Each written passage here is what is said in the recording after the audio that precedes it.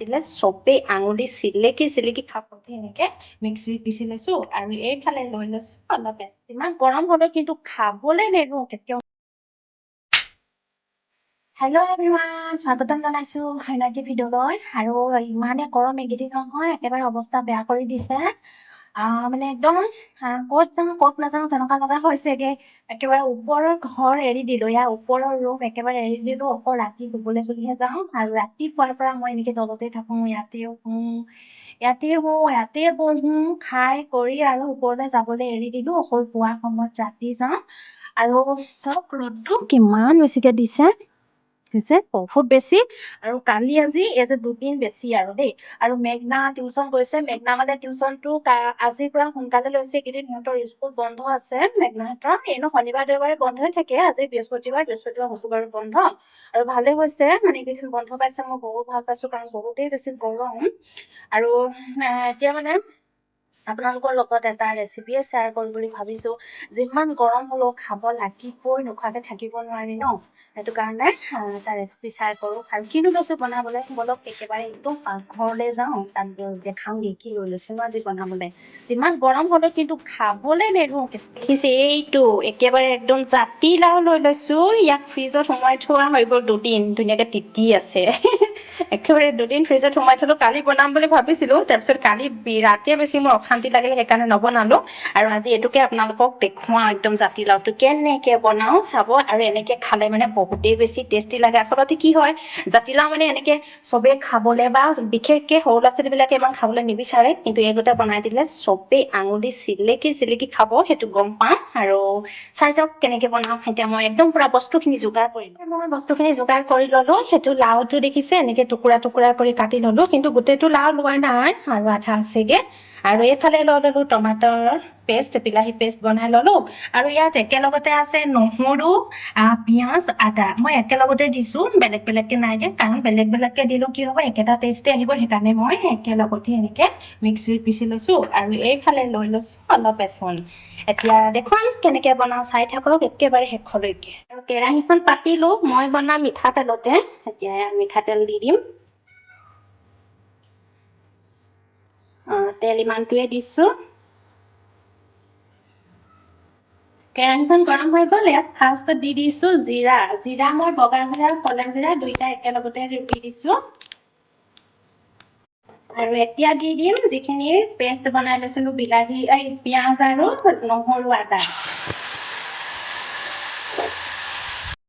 আৰু এইখিনি এতিয়া ভালদৰে একদম ভাজি থাকিম, একদম তেলটো ইয়াৰ পৰা নোলোৱালৈকে। ইয়াৰ পৰা কেঁচা কেঁচা গোন্ধটো যাব লাগিব, তেতিয়ালৈকে মই ভাজিয়ে থাকিম। আৰু তেলটো এতিয়া বেছি দেখিছে, কিন্তু লাওখিনিও দিবলৈ আছে যে, আৰু বিলাহী পেষ্টখিনিও দিবলৈ আছে। সেইটো কাৰণে তেল এতিয়াই ভালকে দি লৈছো। আৰু গোটেইখিনি অলপ সময় এনেকে থাকিব দিম। আৰু এতিয়া এইখিনিৰ পৰা ধুনীয়াকে তেলটো এৰি দিলে, আৰু ইয়াৰ কেঁচা গোন্ধটো গুচি গ'ল। এতিয়া ইয়াতে মই মিক্স কৰিম মছলাখিনি। মছলাটো বেছি নিদিওঁ, আৰু যিখিনি আৰু ঘৰতে ইউজ কৰি থকা সেইখিনিয়ে দিম। অলপ দি দিছো ৰেড চিলি বেছি নিদিওঁ, কাৰণ মেঘনাই খাব, বেছি জ্বলা হ'লে মানে তাই নোৱাৰিব খাব। আৰু এতিয়া দি দিছো ইয়াত হালধি অলপ, দি দিছো ধনিয়া গুৰি, আৰু অলপ দিছো ডালচিনি বহুত বেছি নিদিওঁ, অলপ ডালচিনি দি দিলো। এইখিনি এতিয়া ভালদৰে মিক্স কৰি ল'ম। আৰু মই নিমখটো একদম পিছতহে দিম, গোটেইখিনি দি হোৱা পিছত টমাটৰ পেষ্ট আৰু এইফালে লাও চব দিয়াৰ পিছতেহে নিমখটো দিম। মই তেনেকে দিলেহে জোখ পাওঁ। আৰু এনেকে এতিয়া এইখিনি হৈ আহিছে, ইয়াত আৰু এটা বস্তু মিক্স কৰিম। আৰু এতিয়া ইয়াত দি দিছো মই বেচনৰ গুড়াখিনি ইয়াত। আৰু বেচনৰ গুড়া দিলে কি হয়, চব্জিখিনি ধুনীয়া ডাঠ হয়। এয়া বেচনৰ গুড়াখিনি ইয়াত দি দিলো। আৰু এয়া বেচনৰ গুড়াখিনি দি দিয়াৰ পিছতো ইয়াত ধুনীয়াকে এতিয়া টাইট হৈ আহিলে, এইখিনি মানে অকণমান শুকাই যোৱা নিচিনা হ'বগে লাগিব। এতিয়া হৈয়ে আহিছে, চাওক সিজিলে ধুনীয়াকে। বেচনৰ গুড়াখিনিও ইয়াত ধুনীয়াকে সিজি গ'ল চব। আৰু এতিয়া মই ইয়াত পেষ্টখিনি মিক্স কৰি দিছো ধুনীয়াকে।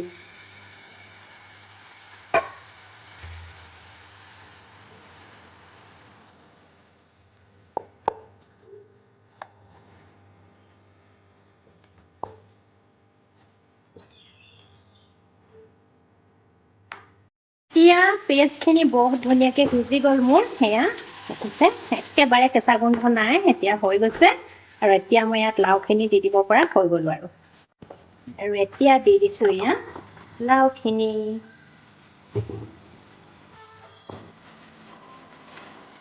এতিয়া লাওখিনি দিয়াৰ পিছতো অলপ সময় এনেকৈ থাকিবলৈ দিম ইয়াত সোমাই যাব লাগিব মছলাখিনি ভালকৈ আৰু লাওখিনি মই 5 মিনিটমান এনেকৈ ভিজিবলৈ দিছিলোঁ এতিয়া ইয়াত দি দিছোঁ গৰম পানীও জোখমতে দিম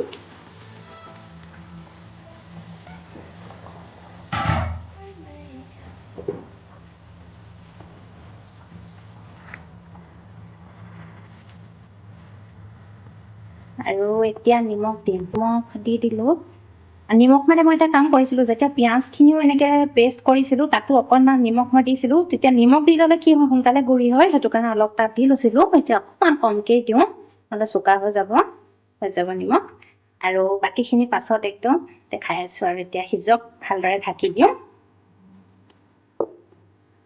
আৰু এতিয়া এয়া চব্জিখন ধুনীয়াকৈ হৈ আহিছে দেখিছে ধুনীয়াকৈ সিজি গ'ল আৰু ইমান ধুনীয়া একদম গ্ৰেভি টাইপ হৈছে এয়া পূৰা গ্ৰেভি আৰু খাবলৈ যে বহুত টেষ্টি হয় এনেকৈ আৰু এনেকৈ এবাৰ খাই চাব লাও যদি এনেকৈ বনোৱা নাই কিন্তু ইয়াত আৰু মই অকণমান দিম গৰম মছলা বেছি নহয় একদম অলপ দিম মছলা মই একদম কমেই দিওঁ একদম কমকৈ দিছোঁ শেষত আৰু ঠাণ্ডা হ'লে মানে আৰু ডাঠ হৈ যাব গ্ৰেভিখিনি এয়া ধুনীয়াকৈ সিজি গ'ল লাওটো পূৰা এয়া এতিয়া ধুনীয়াকৈ পূৰা মিক্স হৈ গ'ল